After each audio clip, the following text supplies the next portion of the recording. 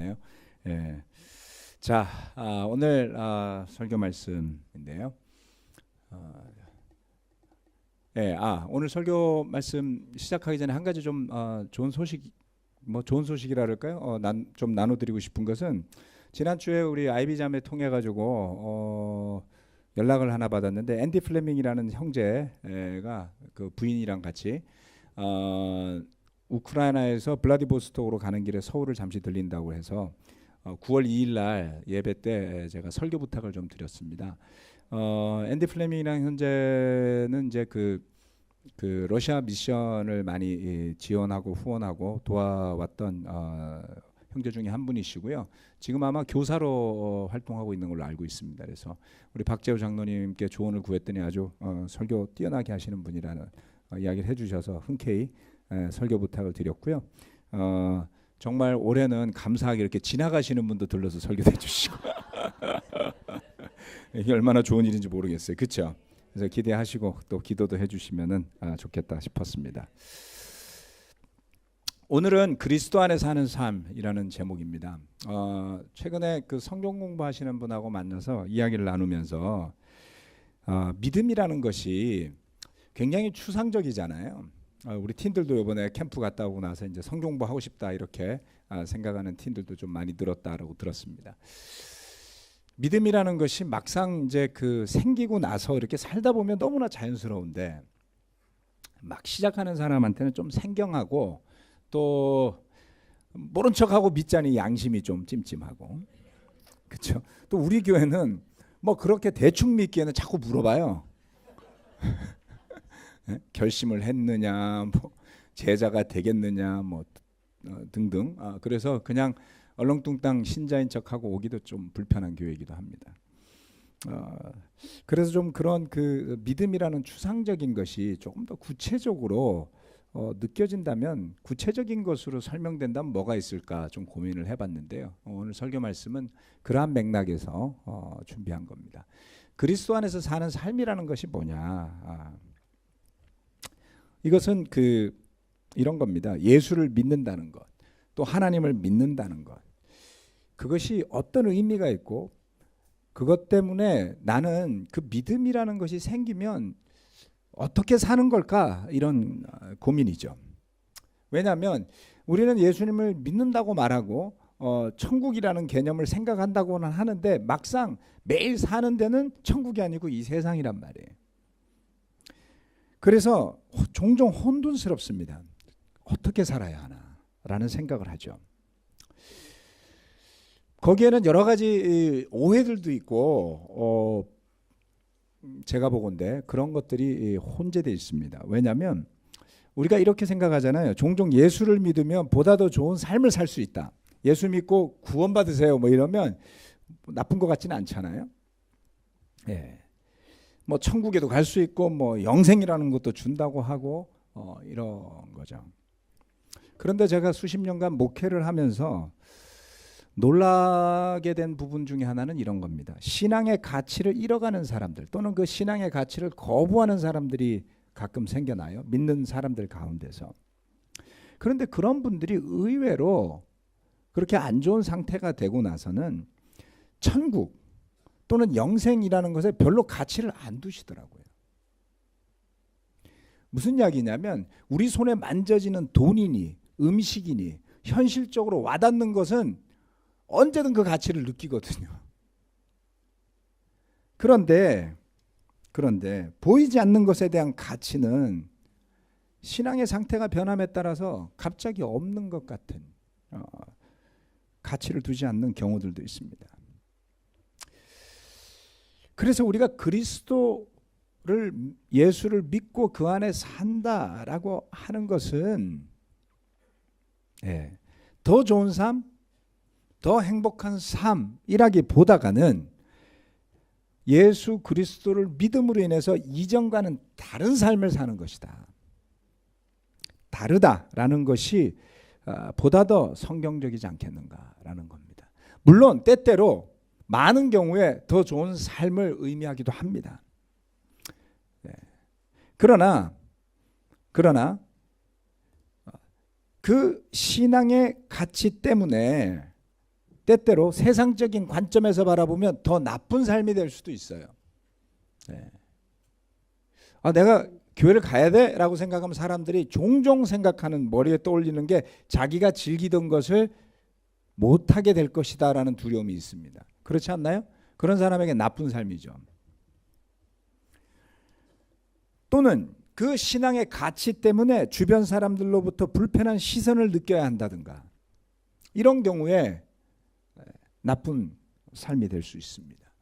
성경 말씀에 나오는 많은 경우들은 그처럼 그 신앙의 가치 때문에 보다 더 낫거나 보다 더 행복한 삶보다가는 더 어려워진 삶으로 가는 경우들의 이야기가 정말 심심치 않게 나오지 않나요? 그래서 우리 머릿속에서 내가 그리스도 예수를 믿고 그 안에서 살아간다는 것은 반드시 보다 더 나은 삶이라는 생각을 하시다 보면 그 신앙이 흔들릴 때가 올 수밖에 없습니다. 그래서 그리스도 안에 산다는 것은 오늘 말씀을 통해서 한번 좀 살펴봤으면 합니다. 고린도후서 5장 17절 말씀인데요. 같이 이 말씀을 한번 읽어보도록 하겠습니다. 시작. 누구든지 그리스도 안에 있으면 그는 새로운 피조물입니다. 옛것은 지나갔습니다. 보십시오. 새것이 되었습니다. 아멘. 누구든지 그리스도 안에 있으면, 이 안에 있는다라는 의미는 그 그리스도 예수 안으로 들어온다라는 의미죠. 그죠? 네. 그렇게 그리스도 예수 안에 들어와서 그리스도 안에 사는 삶을 시작하는 사람에게는 옛것이 지나가고 새로운 존재로 새롭게 탄생하게 된다라는 것입니다. 분명한 아주 선언과도 같은 가르침 중에 하나죠. 이전 것, 그것을 옛 것이라고 말합니다. 그리고 새 것이 되었다, 다르다라는 것이죠. 옛과 지금이 다르다. 이것은 그리스도 예수를 주님으로 믿고 받아들이는 모든 사람에게 해당됩니다. 그러면 새 것이라는 그 새 것은 무엇이 새롭게 된다는 것을 의미할까요? 다시 표현해서 예전의 삶과 달라지는 것이 과연 뭘까요? 무엇이 달라질까요? 외모는 똑같습니다. 키도 똑같습니다. 예수 믿고 신세 고쳐보시려는 분들은 마음 바꾸셔야지 돼요. 제가 예전에 교회 다닐 적에, 저는 중학교 때부터 다녔습니다만, 제가 안경 쓰는 게 너무 싫었어요. 그래서 안경을 벗게 해준다는 교회를 찾아간 적이 있습니다. 비디오를 봤더니 그 당시에 90년대 비디오니 안경을 막 벗고 막 책을 줄줄줄 읽고 막 이런 걸 찍어놨더라고요. 그래서 내가 그 교회를 가서 열심히 방언으로 기도도 하고 다 해봤는데 눈은 좋아지기는커녕 하나님이 저한테 쓸데없는 짓 말고 안경이나 잘 쓰고 살아, 이렇게 말씀하시는 것 같았어요. 그렇죠? 자, 무엇이 새로울까? 육신이 그대로 있습니다. 나라는 사람의 사고와 생각과 감정도 그대로 있습니다. 도대체 무엇이 달라지는 걸까요? 첫 번째 크게 달라지는 것은 바로 우리가 하나님과 연결된다라는 겁니다. 하나님과 연결되어서 사는 삶이죠. 이것은 분명 크게 달라지는 것 중에 하나입니다. 로마서 8장 5절로부터 9절 말씀 좀 깁니다. 제가 읽겠습니다. 육신을 따라 사는 사람은 육신에 속한 것을 생각하나 성령을 따라 사는 사람은 성령에 속한 것을 생각합니다. 육신에 속한 생각은 죽음입니다. 그러나 성령에 속한 생각은 생명과 평화입니다. 육신에 속한 생각은 하나님께 품는 적대감입니다. 그것은 하나님의 법을 따르지 않으며 또 복종할 수도 없습니다. 육신의 매인 사람은 하나님을 기쁘게 해 드릴 수 없습니다.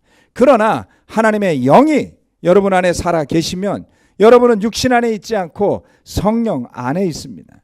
누구든지 그리스도의 영이 없으면 그리스도의 사람이 아닙니다. 여기서 무엇을 이야기합니까? 육신에 속한 생각이라고 하죠. 그리고 성령에 속한 생각이라는 것이 나옵니다. 육신에 속한 생각, 옛 것이죠. 육신의 메인 사람, 옛 사람입니다. 그것이 바로 저와 여러분이 살아왔던 그리스도 예수 안에서의 삶 이전의 삶을 의미합니다. 그런데 그리스도 안에서 새로워진 사람은 성령 안에 있는 사람이다라고 이야기하고 있습니다. 한 가지 분명한 것은 누구든지 그리스도 예수 안에서 살기 시작할 때에 이전과 다름을 느끼게 됩니다. 그것은 바로 죄를 회개하고 세례받을 때 선물로 주어지는 성령님이 함께 하시기 때문입니다. 그런데 그 성령은 우리로 하여금 육신에 속한 생각이 아닌 성령에 속한 생각을 하게 하는 것이죠. 이것을 체험해보지 못한다면 결국 내가 예수를 믿었다고 생각했는데 어느 한순간 믿음의 흔적을 찾아볼 수 없는 자연인으로 여러분 돌아가실 수 있어요. 여러분의 생각이 여러분을 주도한다면 여러분은 옛것으로 돌아가는 것입니다.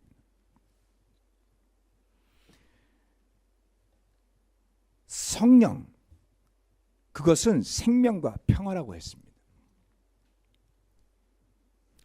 우리가 육신을 입고 살고 있으니 비록 영적으로 새로운 존재가 되었다 할지라도 육신의 생각에 몰두하게 되어 있어요. 어떻게 먹을까? 어떻게 입을까? 어떻게 살까? 하는 생각으로 대변되는 먹고 사는 것에 대한 걱정을 잘 살펴보세요. 그것은 다 무엇을 위한 것이죠? 우리의 육신을 위한 거예요. 그런데 어떡합니까? 이 육신은 날마다 늙어가요. 틴들을 제외하고. 여러분들이 20 몇 살 되는 순간부터 이제 신체의 나이가 늙어가기 시작합니다. 그것도 모르는 젊은 꽃다운 나이에 학생인 게 힘들고 막 그렇죠. 진짜 여러분 지금 얼마나 좋은 데인지 몰라요. 그걸 느낀 때가 올 겁니다. 제가 심재민 형제 지난주 만났는데 난 한 40 중반일 줄 알았더니 아직 40도 안 됐더라고요. 정말 젊다 이 생각이 확 들었거든요. 본인은 그런 생각 못할 거예요. 38이 뭐가 젊어. 내가 38이면 지금 할 수 있는 게 얼마나 많은지 모르겠어요. 물론 지금도 하고 있지만.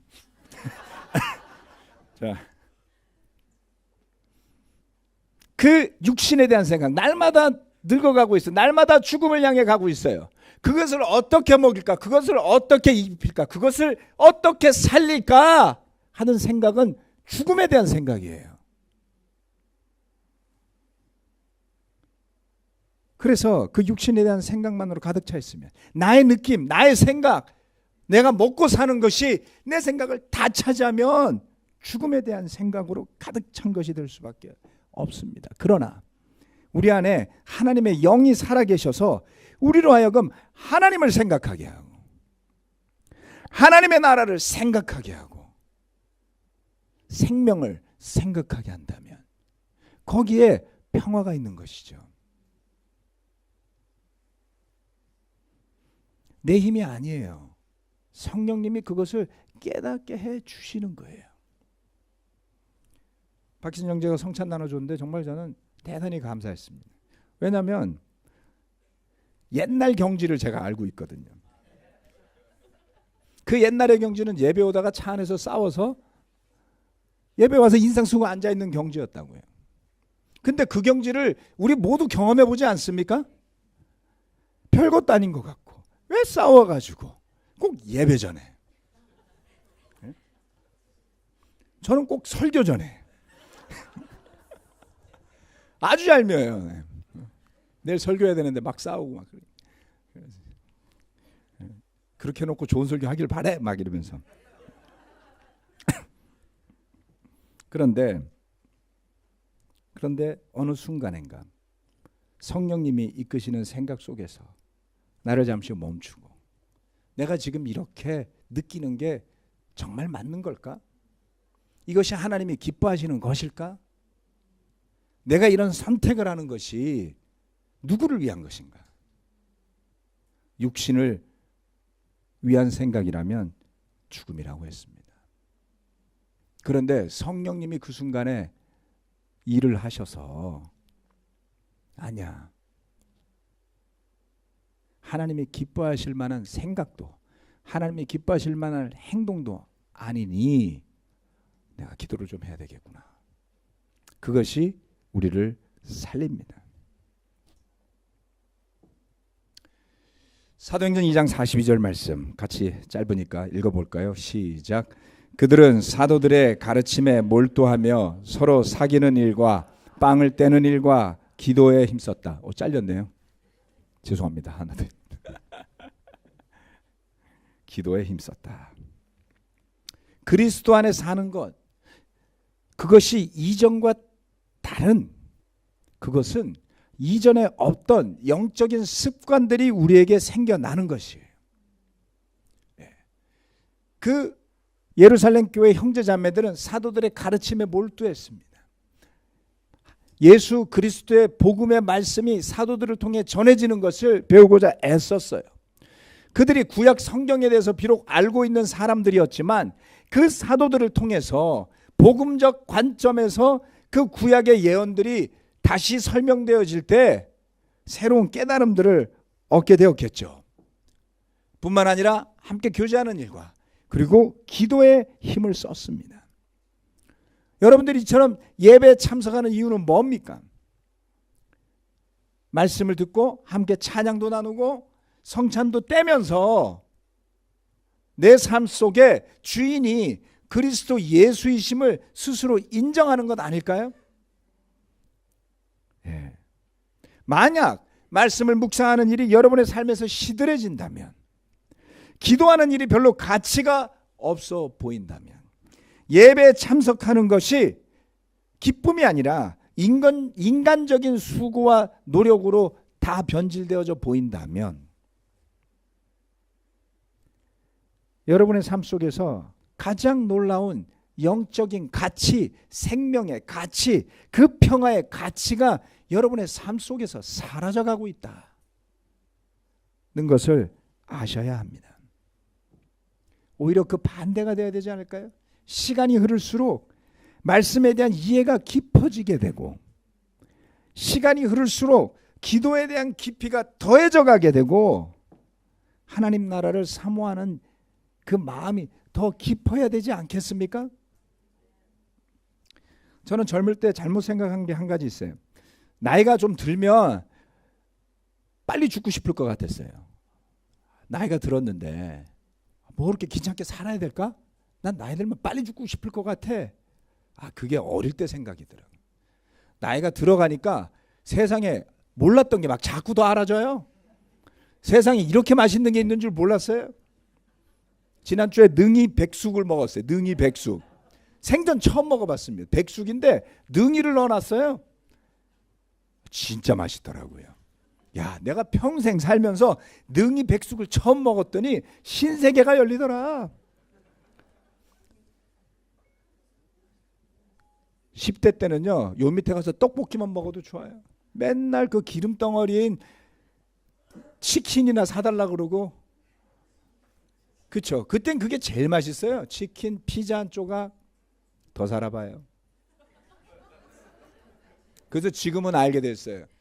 내가 지금보다 나이가 더 들면 삶에 대한 어프리시에이션, 그 가치, 생명에 대한, 가족에 대한 이런 것들이 더 깊어져서 더 오래 살고 싶겠구나.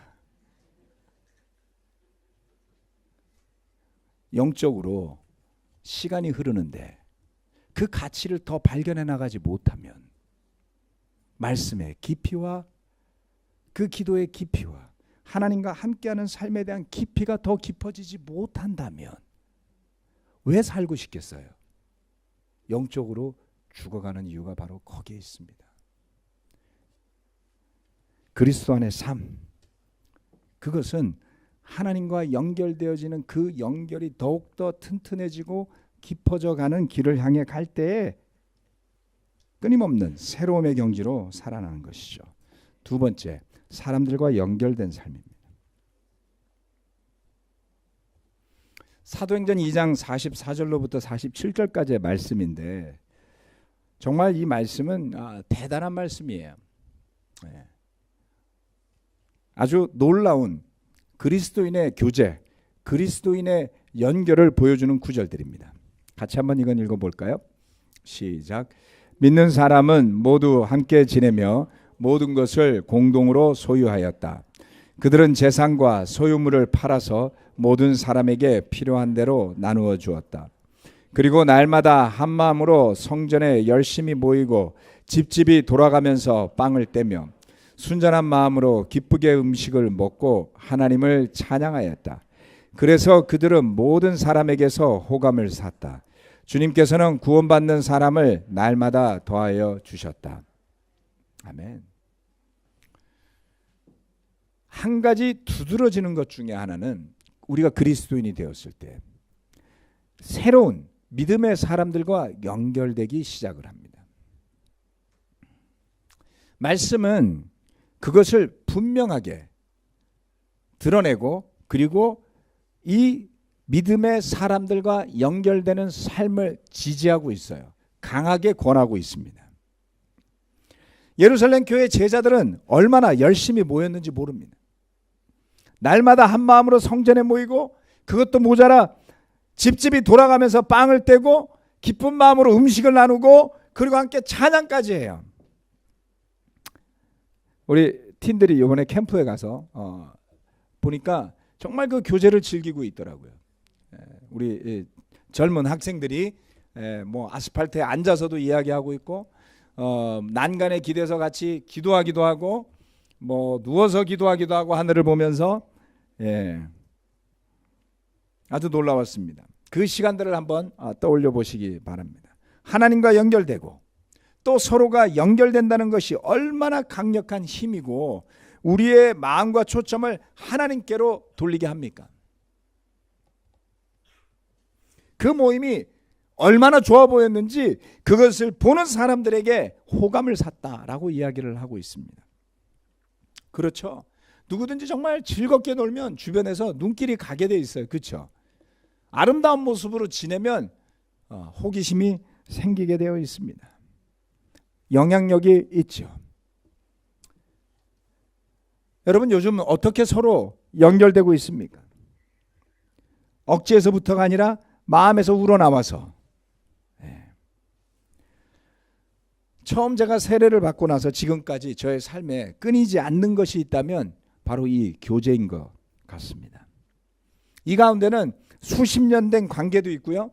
한 1, 2년 된 관계들도 있습니다. 이 시간이 흐를수록 그리스도 안에서 만난 그 관계들의 깊이가 더해집니다. 시간이 흐를수록 그 신뢰가 더해지게 되고 그리고 애틋한 마음도 더해지게 되죠. 그래서 힘든 시간이 올 때 혼자가 아니더라는 겁니다. 또 좋은 소식이 있을 때 혼자가 아니라 함께 축하해주는 믿음의 식구들이 있더라는 것이죠. 여러분 돌아보시기 바랍니다. 여러분이 세례를 받고 지금까지 살아오면서 하나님께서 그처럼 자격 없는 우리에게 얼마나 좋은 친구들을 주셨는지요.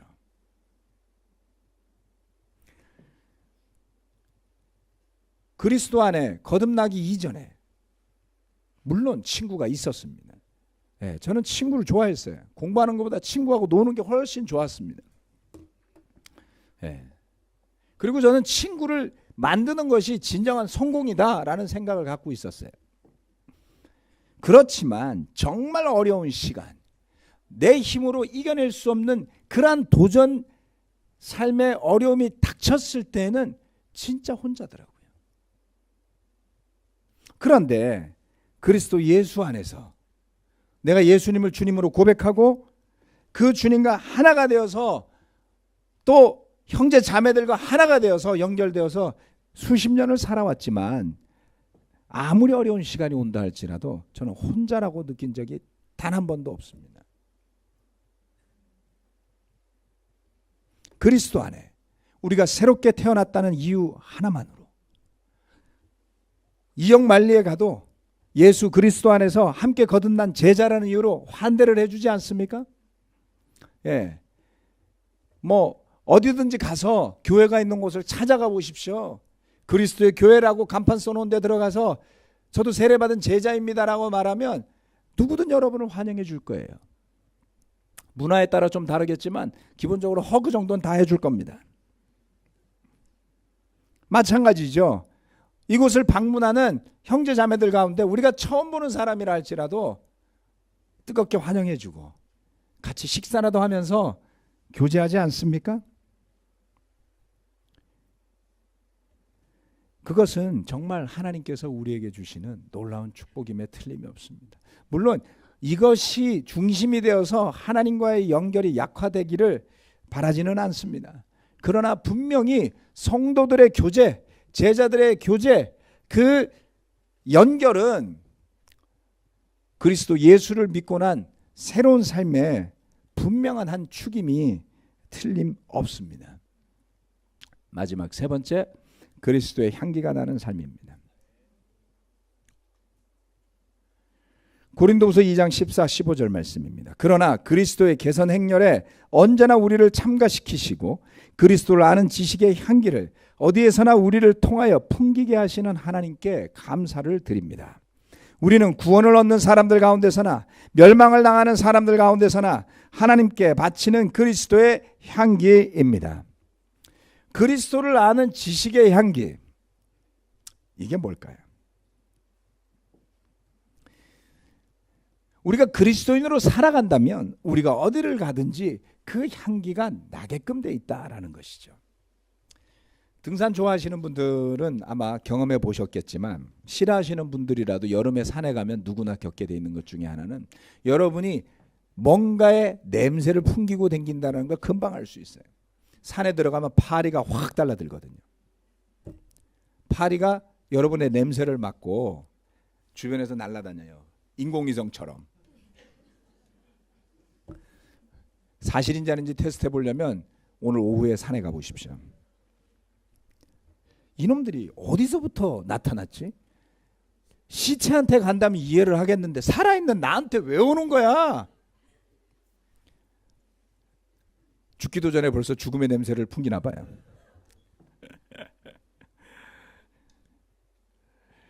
참 말로 우리는 표정으로 또는 행동으로 날마다 우리는 무엇인가를 표현하면서 살고 있지 않습니까? 여러분 자신을 좀 돌아볼 수 있다면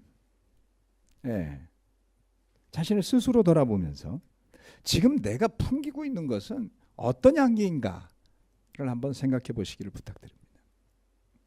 내가 내는 향기는 타인이 책임질 수 없죠. 나라는 사람에게서부터 저절로 흘러나가는 향기이기 때문에 그렇습니다.